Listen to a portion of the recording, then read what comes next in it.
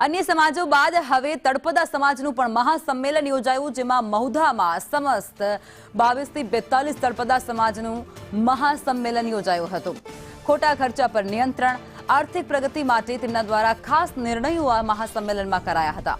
લગ્ન અને મરણ પ્રસંગે થતા બિનજરૂરી ખર્ચા પર રોક લગાવવાનો નિર્ણય પણ તેમના દ્વારા કરાયો છે, જેમ કે લગ્નમાં ડીજે લાવવા પર પ્રતિબંધ હોય અને આવા અનેક જે लग्न प्रसंगनी अंदर खर्चाओ वधारता हता, बिनजरूरी खर्चाओ वधारता हता, तेना पर नियम लागू करवामां आव्या छे।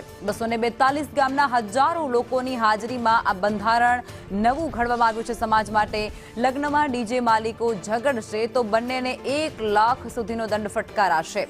सगाईमां साड़ीओनी પહેરામણી અને માટલી પ્રથાને પણ બંધ કરી દેવાય છે। બાળકના જન્મ સમયે કરાતી ઓઢામણી પણ બંધ। સામાજિક કાયદાઓ તોડનારને 2.51 લાખ રૂપિયાનો દંડ ફટકારાશે। એનો મુખ્ય ઉદ્દેશ એટલો જ હતો કે જે જન્મ મરણ અને લગ્નમાં ખોટા રીત રિવાજો અને ખોટી પ્રથાઓના કારણે જે સમાજ ખોટા દીવામાં ઘૂસી ગયો હતો, એને એટલા માટે એમાંથી નાબૂદ કરી અને સમાજને બહાર કાઢવાનો પ્રયત્ન કરવામાં આવ્યો હતો।